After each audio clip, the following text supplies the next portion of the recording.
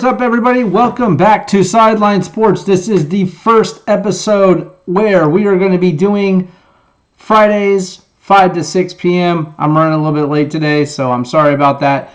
But from now on, it's going to be a 1-hour podcast, 5 to 6 p.m. Every Friday, and we're going to go over everything. So, first things first, of course, we have the Brandon Aiyuk signing. Great deal, $30 million. If you've been watching my videos like before, you'll see that it's right in the wheelhouse of what I was talking about the signing would be. Again, I said it was between 27 and 30 million. I thought 30 million being the max, but fair. And guess what? That's what they got out of it. It seemed like he was holding out at 30 million for a little bit, but then it came out that the Niners were like, well, I guess you're going to have to start playing or get fined. And he took that $30 million deal like pretty much right after that. So $30 million for 4 years. It's a good deal for both sides. And now we got Brandon Aiyuk back on the field playing. So let's hope he gets up and running. So we're going to talk a little bit about that. Is he going to be rusty? I think since he hasn't touched the football all offseason, he sat out, it's a little worrisome that he hasn't played yet. So I hope he's getting up to speed this week, just getting in some extra training, running, catching some footballs. Inevitably, I don't think that first game is going to be as good for him as it would have normally been if he was in training camp, of course. But, hey, it is what it is. At least he's signed. He's back playing with the Niners, and he's going to be there Monday Night Football against the Jets. And, by the way, the Jets have a pretty good defense. So, I know one thing, the Jets are not going to be a rollover too much. That being said, the Niners are obviously one of the best teams in the league and have so many weapons that they should win that game.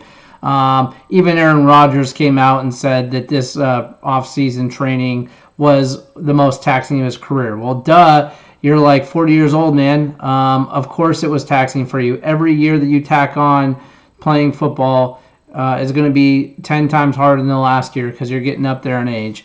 So that doesn't surprise me. So I'm not even sure how long Aaron Rodgers is going to last this year, honestly. I mean, last year I said it before he got hurt that I'd be surprised if he made it 3 games, and he made it about 3 plays. So he didn't make it very far. And he's coming off that injury. He's starting. I don't know how well he's going to play, but we'll see. I'm excited to see what happens there. But I do expect a lot out of the Niners. So anyway, Brandon Aiyuk, let's go Niners. He's ready to rock and roll. I hope he is out there working out, running his routes, and getting just ready for the game so that he's knocking the rust off because he got no training camp, nothing, So good there. Elijah Mitchell out for the year, and that might mean that he may not be a 49er anymore after this year. He's on the injured reserve. He's out for the year, they've said that, which makes the J.P. Mason thing such a great deal because that guy runs so hard and he is such a good running back. I am so glad that the Niners got, they have J.P. Mason and he played so well and that he's there to pick up for Elijah Mitchell because Elijah Mitchell is gone. And this isn't the first time Elijah Mitchell has been hurt, so I think probably this will be the last time. Well, I don't think you'll ever see him play another snap with the Niners, honestly. But he's out for the year. We'll see what happens next year, but no more Elijah Mitchell. And J.P. Mason is a beast, so I am excited to see him pick up the torch and go. I was kind of surprised they let go of Matt Breida. Matt Breida, I thought, ran pretty well when they gave him the ball, but, they didn't let him run with the ball too much. But who knows? Remember, this 50-man roster, guys, is not really a solid 50-man roster. Whenever they make the cuts, that doesn't mean that they're not going to go out and pick up some players. The defensive line doesn't have any depth to it, and that's scary. So, if we're going to go out and watch these Niners play and one of the defensive linemen gets hurt, that's a big problem. So I do foresee that 53-man roster is ever changing. And I do think they're going to bring in some defensive guys for that. So anyway, I do like the running back situation. I like our wide receiver situation now. Ronnie Bell made the cut, luckily for him. He didn't play very well. I didn't think he played well enough to make the cut, to be honest. But he made it, and that's good because he can build off of that then. He can build off of his experiences in training camp, and we'll see where it goes with him. I liked what he did in practices. I saw the plays he made. He did really well. I don't know what happened during the games. During the preseason games, he just I don't know, took his brain out and started playing with it a little bit. I have no idea.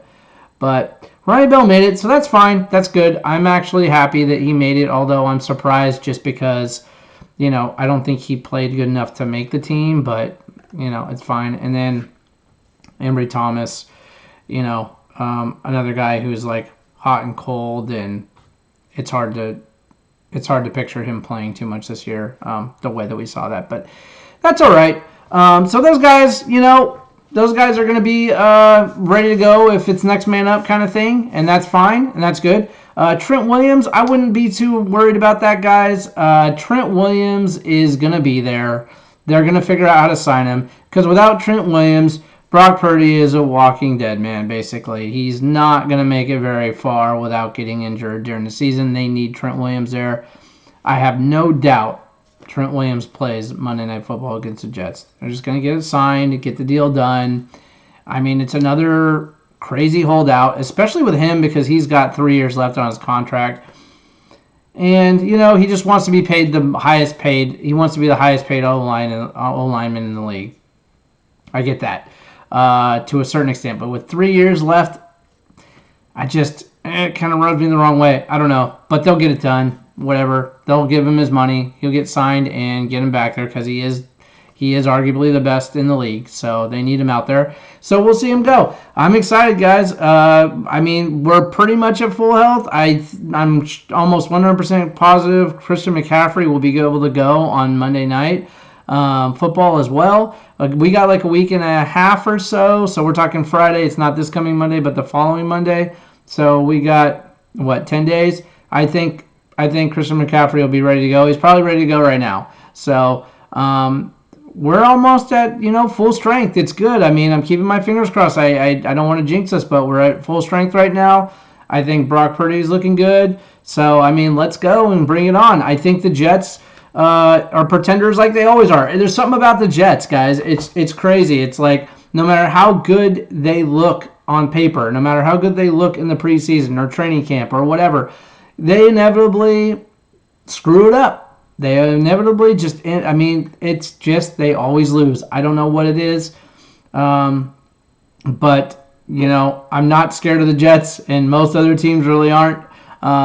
So it'll be fun to watch Aaron Rodgers come in. We're going to beat him again, right, Niner Nation? We're going to beat him again because that's what happens. We beat him every time. I can't remember the last time Aaron Rodgers came in and beat the Niners, and it's not going to happen this time. Our cornerbacks and safeties are just amazing this year. Total upgrade from last year. So Hufanga, I'm keeping my fingers crossed he's ready to go week 1 because he was removed from the PUP list and cleared to play or cleared to practice anyway. I don't know if he will make it, but I'm hoping that he does. And, we got Mustafa, who is just tearing it up as a rookie. He's going to start, I'm pretty sure. They've upgraded. Our corners are not going to get burnt or toyed with this year. I'm really excited about that. It's going to put more pressure on the quarterback because they're not going to be looking downfield on the Niners all the time. And to be honest, I don't know why the teams didn't do that last year more because they could have thrown on the Niners quite a bit downfield and made some massive gains. I am so glad that teams didn't do that last year as much as they could have because they could have definitely hurt the Niners a little bit more in that area last year than they did. So that's not going to happen even if they want to this year. So I'm super excited about that. The defense is solid except for just the defensive line. Just if somebody gets hurt, I'm worried about that. But hey, we'll see what happens. So far, everybody's healthy. We're good. We're looking good. Offense is clicking. Can't wait to see George Kittle get out there and get back into the game a little bit more. Last year, I think he was just tied up making a lot of blocking plays. For whatever reason, he just wasn't involved in the offense last year nearly as much as I would have hoped for him to be. And I just think that's going to change this year. I think that he's going to get a lot more usage. Deebo Samuels is another guy. He got usage last year, but I think he'll get more this year. I really do. And Ayuk is going to have to up those numbers this year. I mean, they're going to target him more. He's signed like a number one wide receiver. He is a number one wide receiver. He needs to go out there and make number one wide receiver plays. I have no doubt that he will. And so let's see what he does with that. I definitely think they're going to up the number of touches he gets in a game. And then Christian McCaffrey is going to run all over the field. The Niners have no reason not to win a Super Bowl. I'm still kind of in shock that they haven't won at least sorry about that. Won at least one or two so far. It's crazy. So this year, I don't want to say Super Bowl or bust, but it really kind of should be. There is no reason. There are other teams that have deep rosters that are looking to really make impacts this year. The Detroit Lions. I mean, Jared Goff, which is like, a hometown native around here for me. I'm about 30 minutes away from where he grew up and played in high school, and I lived down the block from where he grew up not too long ago. So, I mean, I'm kind of like a Jared Goff fan just because of that. And I think the Rams kind of did him dirty, man. They just got rid of him for I don't know what reason. He's actually a pretty serviceable quarterback. He went to the Lions and he made crap happen. He made stuff happen, guys. So, I mean, that being said, I think the Niners are deeper than the Lions, but the Lions and the Niners are going to be those two teams that might end up seeing each other again in the playoffs. It would not surprise me for a minute if that happened, because they're just on the come up right now. The Lions are a team that are just coming up, and I think they're going to be looking to make an impact this year. But, you got the Kansas City Chiefs that are always a thorn in our side, and obviously it's been that way for 2 Super Bowls. And I just think we get over the hump this year with that. We just have to. It's just tiring watching them come back in the last quarter of a Super Bowl when you're up by 10 or more and watching them steal it. Now, this is where I have some criticism of Shanahan, because when you got a guy like Christian McCaffrey in the fourth quarter, you're up by 10, you run that ball every play until it doesn't work. And when it doesn't work, you run it a couple more times just to make sure it's not going to work. Because Christian McCaffrey doesn't run the ball 3 times and have 3 failures on those runs, 3 negative yards. I've never seen that happen. I would run him into the ground on that fourth quarter, just run the ball. He made that mistake in the first Super Bowl. The second Super Bowl, he made that mistake a little less, but I'm not putting it all on the defense, because the Niners defense was tired in that Super Bowl by the end of the fourth quarter, because they were on the field an awful lot.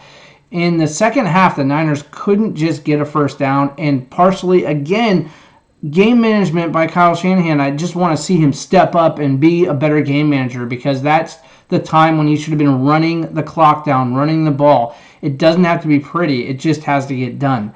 And that means no flashy plays down the field. It's okay every once in a while, but run the ball primarily, run the clock, and guess what? Christian McCaffrey is going to get those first downs. Deebo would get those first downs. Kittle, a large dose of those 3 guys pounding the ball forward would have gotten us, I think, a win in both Super Bowls, to be honest. But if you let somebody like Patrick Mahomes touch the football that many times, you can't win that way. It's hard to win that way. It's almost impossible.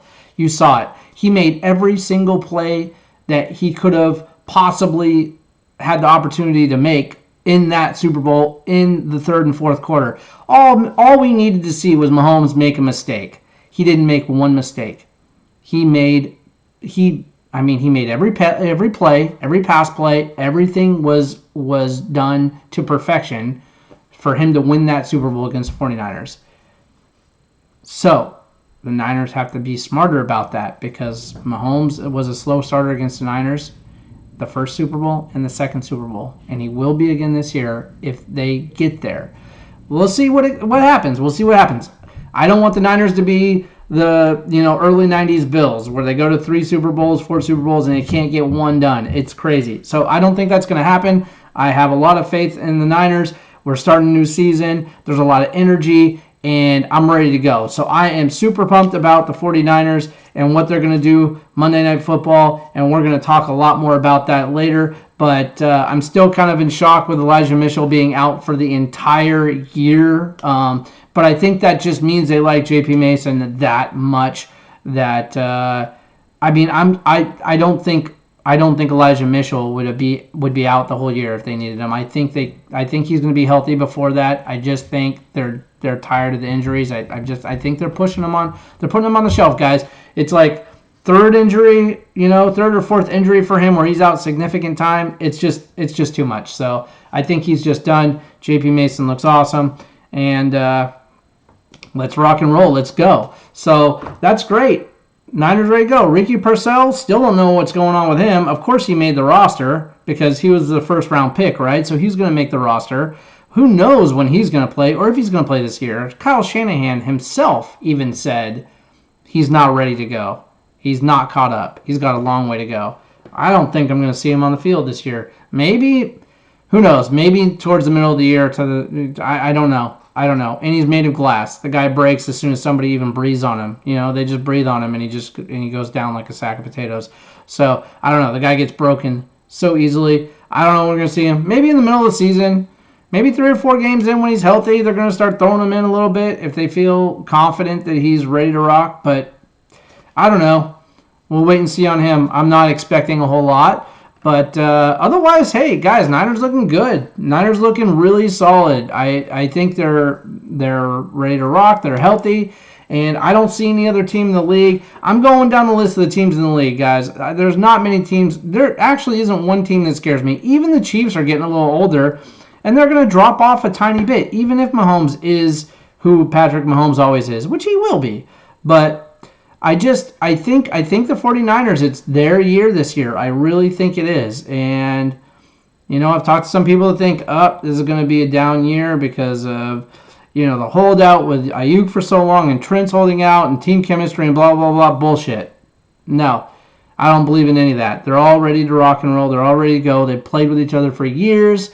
They know exactly what they need to do and how they get there. So, not worried at all about the Niners right now.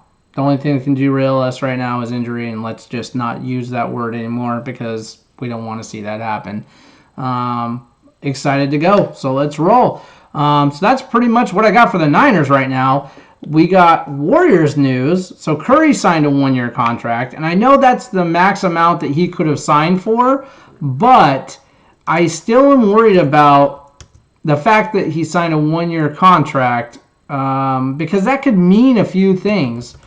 It could mean that he's not comfortable with his that extension could mean that he's not comfortable with the way the Warriors are handling the free agency in the offseason. I wouldn't be either if I was Steph Curry. There's not too many more players out there like him who are sitting on a roster that needs a little bit. They're not. I still think starting the season, the Warriors are going to be strong, guys. Let's just face it. They're going to be strong as long as they got Curry on the court and Draymond Green on the court. Draymond Green, people want to trash talk him. I don't like his attitude either. He cost us playoff positioning last year. Big time with his antics. But he also, when he was playing, had one of the best years of his career last year. So he is going to make an impact every single time. Right? So now Curry signs at 36. He signed a 4-year, $215 million extension, right, or deal. And then you know what? He just signed another extension for an extra year. But I worry that when he signs that extension for the extra year, what that means. Does that mean that if the Niners don't make any moves or any upgrades, that he might start looking around at other teams? Maybe. He's on the clock kind of at this point with his career. Although, I got to say, he's not really slowing down. He is still the same Steph Curry he was, 5 years ago. Give or take. I'll say he's slowed down a little bit. If you watch him every single game, you can see that maybe his shots are a little bit off more now. But I also think that's because he's pushing hard to win these games, and he doesn't have the same support he had before. So I think he's got more than 2 or 3 years left. Absolutely. So the Warriors don't need to rush, but he is making a point, I think, by saying, I can start looking anytime I want. I can start looking in a year from now and see if the grass is greener on the other side. We don't want the Warriors to get to that. He is a generational player and the best player to ever wear a Warriors jersey, in my opinion. You could argue maybe some other players possibly, but that would be a hard sell for me. So you don't want him ever playing outside of a Warriors jersey, no matter how bad he's playing. So the Warriors have to take this in the right steps, right? And what did I say? I said the Warriors don't need to make a move now. They need to make the move, if possible, at the trade deadline, if they're sitting in a position where they look like they're going to make a run in the playoffs. And that means taking a look at a couple of guys that they need to move. Andrew Wiggins is... who the hell knows? Who knows what's up with Andrew Wiggins? Is he going to come and show up and play? I doubt it. I think we saw the best of Andrew Wiggins, but maybe not. And if he does, that's great. See, this is what's great about the Warriors right now. The rookies who have been there for 2 or 3 years, Kuminga, right? This is their time. It's now or never, do or die. The first half of the season is going to make or break you. If you don't show up, I think you're trade bait. I think Wiggins is trade bait. Okay? I think Trayce Jackson-Davis is going to be badass, and he's going to play, and he is going to... he's safe. He's awesome. He was a rookie last year, and he was playing like a veteran. I will say that in the playoffs, playing game, he looked a little nervous, but of course, it was a rookie year. This guy is awesome. I think he's safe. I think Podziemski is probably safe because he looks like a little mini Curry to a certain extent in the way he shoots, his persona, the way he acts. He's confident. If he can keep making shots, I think those two guys are pretty safe. Outside of that, everybody else, this is an audition for everybody else right now on the Warriors until trade deadline. Because at trade deadline, if the Warriors are in contention, they'll trade a couple of guys to make that playoff push. If they're not in contention, it's a fire sale. Sorry, guys. Keep coughing. I have these allergies. Thanks for sticking with me on that. Okay. So if it's a fire sale, what does that mean? That means everybody but Curry, Trayce Jackson-Davis, and Draymond probably are the only 3 that are going to be safe, and you could argue Podziemski might be safe. But that's it. Everybody else is gone. And then what you're doing is you're saying, I'm going to go out, I'm going to trade all these guys for like a veteran who can shoot, who can play, that will take us into next year. Then next year in the offseason, you really go after the free agents that you want to make a push to get Curry another ring. Okay? So, that are the 2 scenarios that I see. Oh my gosh. I'm sorry. Those are the 2 scenarios I see, guys. So, most likely, they're going to be in playoff contention because you got Curry, you got Draymond, and you got rookies that can play decently. We just need to see who's going to take that next step. Is Kuminga, and that's the main one, is Kuminga going to take that next step? I personally think if you haven't done it in 3 years, you're not going to do it. And he hasn't done it. Last year, what I liked about Kuminga is that he took initiative, took the ball, tried to make something happen and make a shot. The downside to that is he did it way too much. He was taking the ball on his own without looking for anybody to pass to 3 or 4 series in a row, maybe 5, realizing that wasn't working and went back to passing the ball like you're supposed to do. I think this year, to take the next step, in one, he needs to score because he was only scoring like half that time, maybe, when he was trying to do that. This year, he's got to do something similar, but be more aware of the players around him so that he knows when he can take that shot or not. So, Kuminga, He's on the bubble, man. Kuminga doesn't get it done in the first half of the season and look like a next level player. He's trade bait for sure. Definitely trade bait. So we'll see what the Warriors do. We'll see how that goes. I'm excited about what the Warriors are doing, how they're managing their players at this point, because they're in a good position with the cap and who they can pay coming forward in this, like in the trade deadline and in the offseason, the next offseason. Because remember, it's not a rush right now with Curry. It's not a rush. You don't have to go and get guys right now. Because look at Markkanen. They wanted way too much for Markkanen. They wanted the farm for Markkanen. It was okay, but I wouldn't give him everything because he was hurt every single year. Every year he's been in the league, he's been hurt. He would have been an amazing player to have on the Warriors, but not for every single piece of the puzzle that you have. You can't start over in basketball like that. You have to look at other teams that tried to keep up with the Warriors when everything was homegrown within the Warriors organization. Who they drafted? Draymond, Clay, Curry, right? They went and signed Iguodala before that. It was a slow process to building a championship team. And then look at the other teams that tried to build up a team to go after them. The Rockets did it and failed miserably. They did it the worst. The Cavs did it and succeeded once because, again, hate to bring up Draymond, but we're up 3-1. That should have been another championship. We should be sitting on 5 right now. But I digress. The Cavs lost to the Warriors a few times aside from that. So everybody who tried to build a team to go against the Warriors, the Clippers tried to do it. Everybody tried to do it. It just doesn't work when you put pieces together fast. So my point is, don't rush and panic to get people around Curry who they think can maybe get them the ring now when they just need to make a few moves. Remember, guys, they only lost games last year by a few points. They had like 10 to 15 games that they lost by just a few points, most of them when Draymond was out. If you would have gotten back 10 of those games, 10 of the 20 or so, I have to look at the record. If you get back just 10 more wins, you guys, they're not in the play-in game. They're solidly in the playoffs. Maybe a top 3 or 4 team, by the way, at that point. I'd have to look, but that's how close it was last year. This team is not as far off as you think they are.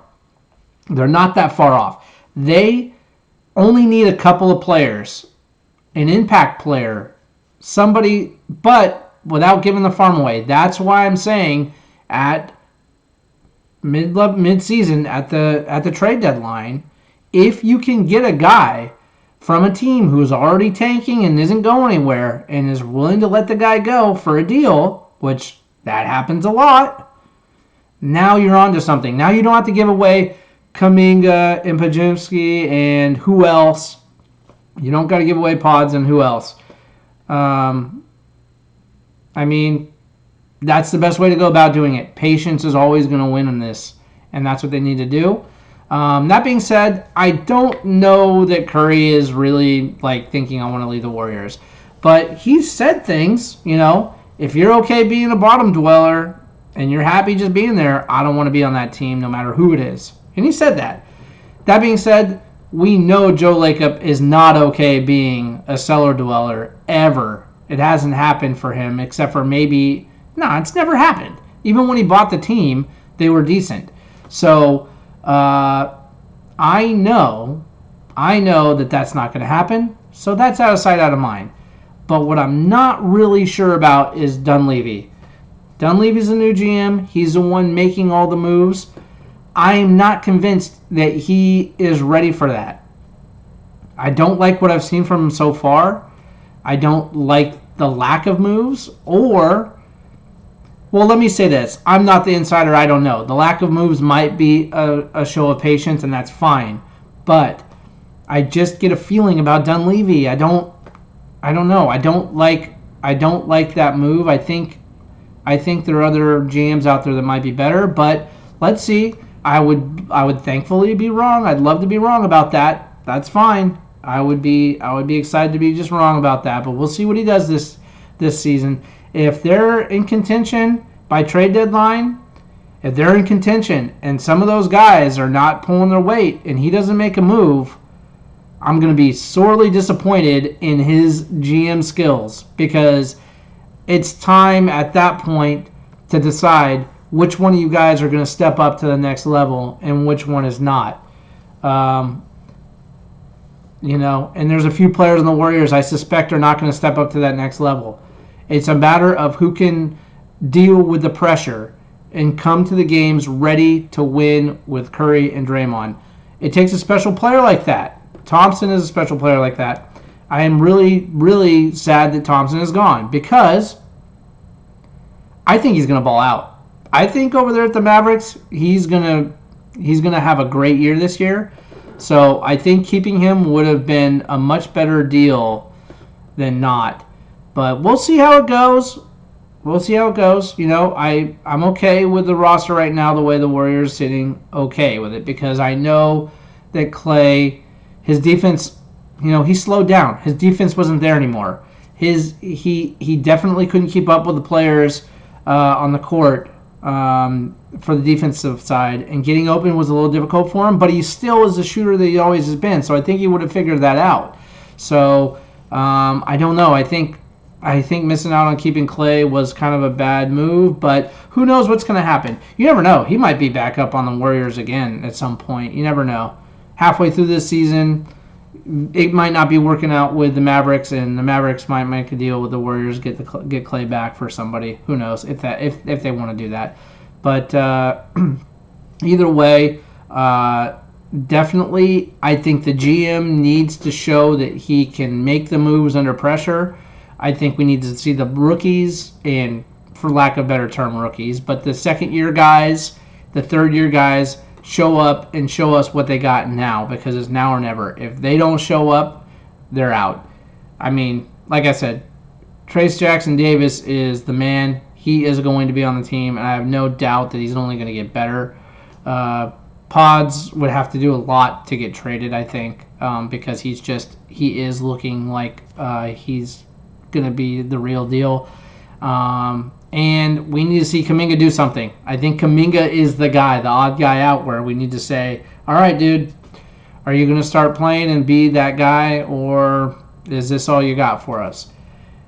So we'll see, but halfway through the season, if we don't see some definitive answers by some of these guys, it's time to trade them. So that's where we are with that. That's where we are with the Warriors. And, it's fine. They're in a good position under the cap. Well, not sure where they are with the cap, but they're a lot better off on the cap than they were last year. So they're in a good spot with the cap.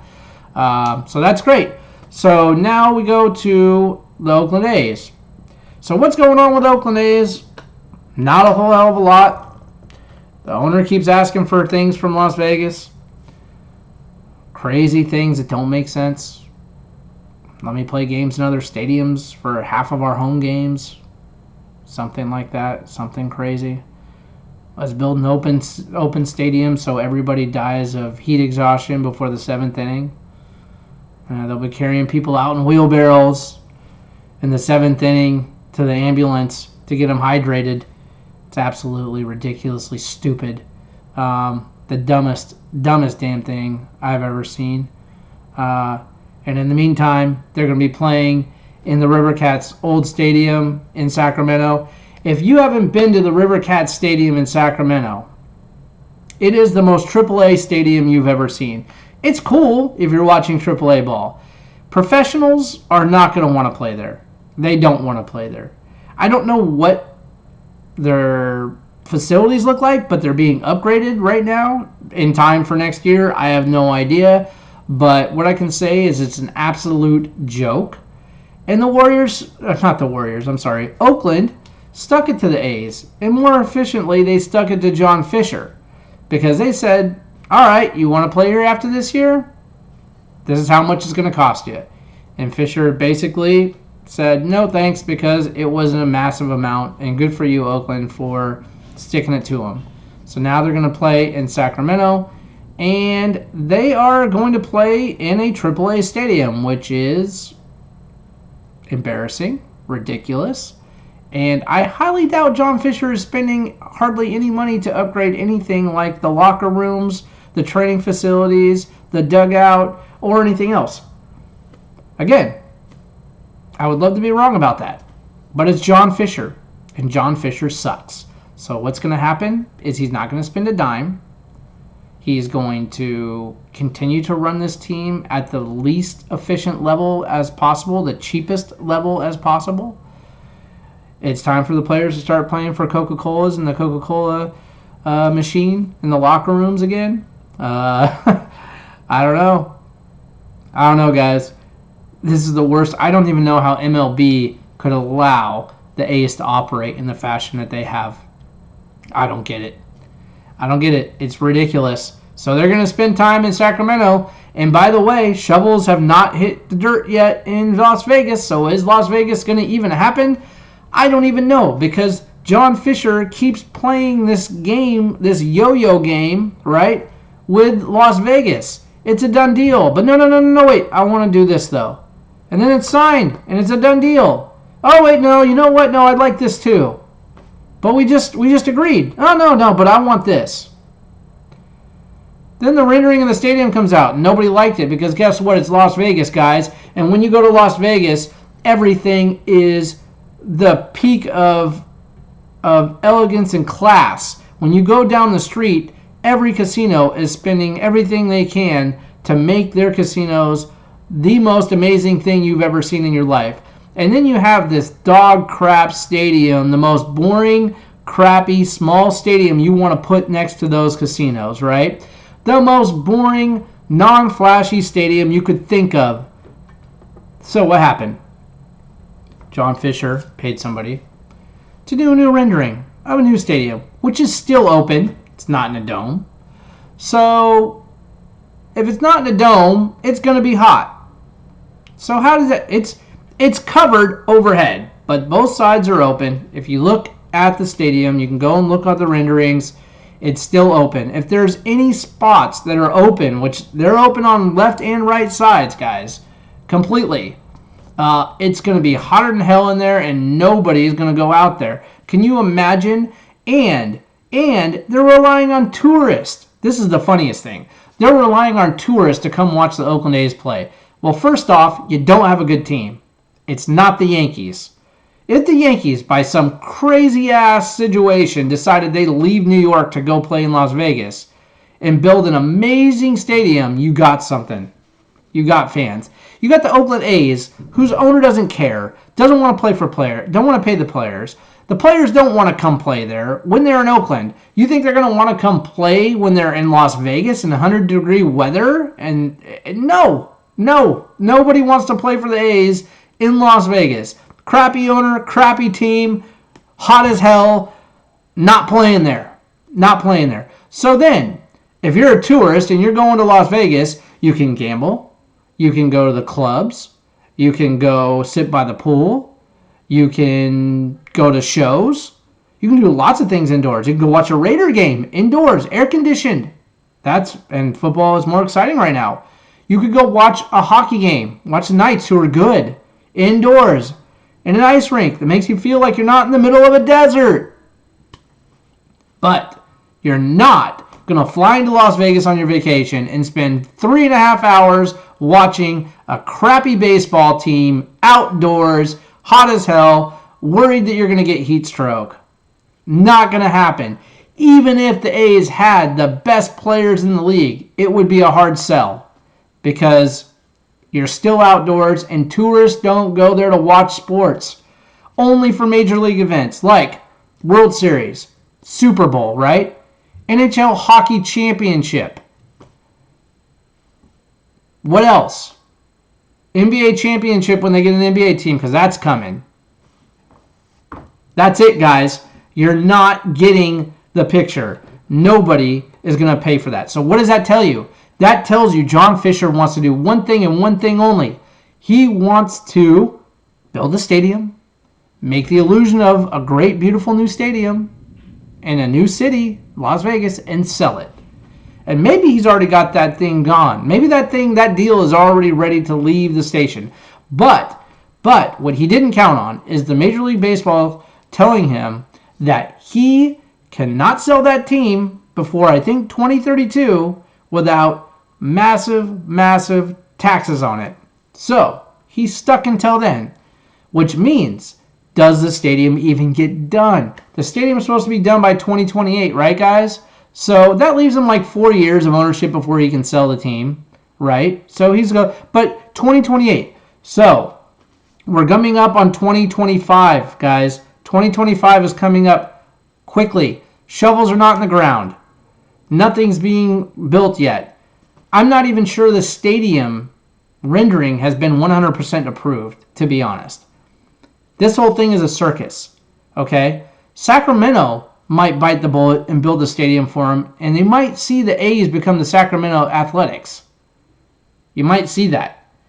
I mean, maybe they're in the same range. They're still pretty far away from Oakland, so they can't keep the Oakland A's name, I don't think. So, I mean, maybe Sacramento will end up holding the bag at the end of all this and saying, okay, we'll build a stadium for you. That seems really likely to me. It seems more likely to me that would happen than the continued charade that John Fisher is putting Las Vegas through.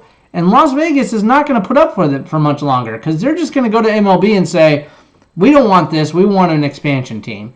Because guess what? Then you have something. Then you have something the locals can call their own. The Oakland A's are not their own. The Oakland A's are a team that moved from somewhere else, a crappy team that moved from a crappy place with a crappy owner, and selling it as if this is supposed to be exciting to the local residents of Las Vegas, Henderson, and the local metro area.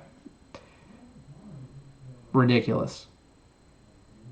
Ridiculous. They don't want it. They're not going to watch this team. Not going to happen, guys. So, right now, my belief, the A's are going to be stuck in baseball purgatory in Sacramento for a very, very long time, I think. And if they do get that stadium built in Las Vegas, it is going to be a pile of crap because I promise you that John Fisher will not come out of pocket. He'll cut corners and make a really shitty-looking stadium before he ever comes out of pocket, guys. That's just a fact. That's just the facts. It's hard being an A's fan. Unfortunately, I'm not a bandwagon guy who jumps off and jumps over to other teams. As much as I want to be a Giants fan, and now I kind of am a Giants fan. You know, I'm becoming more of a Giants fan as the A's are moving away. But that's like saying if the Niners move or the Warriors move, that I'm not going to be fans of those teams. Well, no, I'm a diehard Niner fan. There's no chance of me ever not being a Niner fan. There's no chance of me not being a Warrior fan. There's no chance of me not being an A's fan. Just like when a Giants fan, if you were to ask a Giants fan, if the Giants move somewhere else, like back to New York, are you going to be a Giants fan too? Oh, hell yeah, you're still going to be a Giants fan, right? Unfortunately, I'm a fan of a team with the worst owners in all of sports, probably in history. So it's a roller coaster ride of a life, and he can't own it forever. Hopefully, he'll die long before I do, and I can see a new owner come in, or he'll sell, and he'll do this long before I die so that I can see another owner come in. I'm not wishing anybody dead. I'm just saying that I hope that I get to see another owner by some means, whether a sale or he doesn't pass it on to another family member so a new owner can come in and win before I die. So let's see if that happens. Okay, San Francisco Giants. What's up with the Giants? They're not making the playoffs. They're still a super 500 team that's just a bit over 500 last time I checked. Not a great team, not a bad team, but like I've said a million times, they got a good base. Let's see what they do. But I want to talk more about Farhan Zaidi because I think Farhan Zaidi, the more I think about it, I think he's gone. I could see the Giants firing him after this season. He's just so lackluster. He came in with the most amazing resume, starting out under Billy Beane with the A's and then going and doing what he did with the Dodgers. And then to show up in San Francisco and just lay down, like a dog, like he's been doing. He can't get anybody to come there. He can't sell the team. How do you not sell the San Francisco Giants? Yes, The stadium is not ideal for power hitters, but if you're a power hitter, you're going to put it out of that park. You just are. That's just, it is. It's a little bit tougher, maybe, but a home run most of the time is going to be a home run in any park, almost. Most of the time. Okay? So you can't sell an amazing stadium on the water in San Francisco with beautiful homes and a beautiful area around you. And if they're going to be taxed so much on their checks, then offer some sort of compensation. You know what the Warriors do? They find their players advertisement and tech startups to invest in. All these things that can offset that money. You can do that. You can come up with ways to say, hey, listen, I'm going to give you this much and you might get taxed this much, but I'm going to find you something on the back end that's going to make up for that money and some. I'll get you in a new tech startup that'll make you millions of dollars in the first couple of years. And I'll get you more advertisement. I'll get you more this and that. He doesn't do any of that, I don't think. I don't know what he's doing, but he's not attracting players. You know, he's not a salesman. He just can't sell the team for whatever reason. I don't know. So I do think I wouldn't be surprised if he's gone. So maybe he's out of here. Maybe he's gone. It wouldn't surprise me. Probably be good to get some new blood in there. But if they don't get him out of there, if they don't axe him after this season, then my guess is that he's on the hot seat, without a doubt. If he doesn't do something in the offseason to get this team turned around, and that means getting a power hitter of some sort, a couple of them, to get them some runs to help out the bullpen, and they don't let anybody from the bullpen actually walk away, then, then maybe all is forgiven. But he's got to figure that out. I'm not a Farhan Zaidi fan right now with what he's done. Unless there's something I don't know. Could be. Maybe it's ownership in the team not wanting to spend money, or maybe it's who knows what it is. But right now, he's the guy.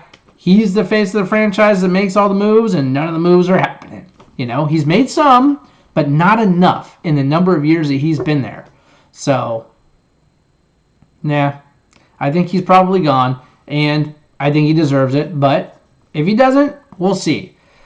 So we'll see where that goes, but that's pretty much all I got for today, guys. I really enjoyed being here and doing my first live 1-hour podcast. Hit the like, hit the subscribe. You can see me on Spotify as well, so just look up Sideline Bay Area Sports Talk on Spotify. I'm there, so you'll see me on there. If you didn't catch this one, it'll be recorded and on there to listen to if you want to listen to me on the way home from your drive from work or something like that. Next week, I'll have a co-host with me, so it won't just be me talking. I have a friend of mine who's going to be joining, and we'll bounce some things off of each other and talk a little bit more and get a little bit more controversial with some of our takes, probably. We're going to get another side of it, and that'll be exciting. So that'll be next Friday at 5 o'clock, 5 to 6 p.m., right here again on YouTube. So you can either catch me on the YouTube podcast or you can catch me on Spotify, and I'll have the videos posted on Instagram as well. So you can catch me in a couple of different places, guys, but please subscribe because I need more of those. I'm lacking on the subscriptions, but I got the views and I know you guys are out there watching and enjoying it. So I appreciate all of that. And I know there's one team I left out. I left out the San Jose Sharks. I know. I'm going to talk a little bit about them more next week. To be honest, I just haven't looked up what's going on with the San Jose Sharks right now with all the other sports stuff that's been going on with Ayuk and Trent Williams and everything else, the 53-man roster cut and the Warriors and all that stuff. So we'll keep up on the Sharks. We'll get there, guys. So just be patient with that. And just remember, hard work beats talent when talent don't work. So I'll see you in the next one, guys. Have a good one.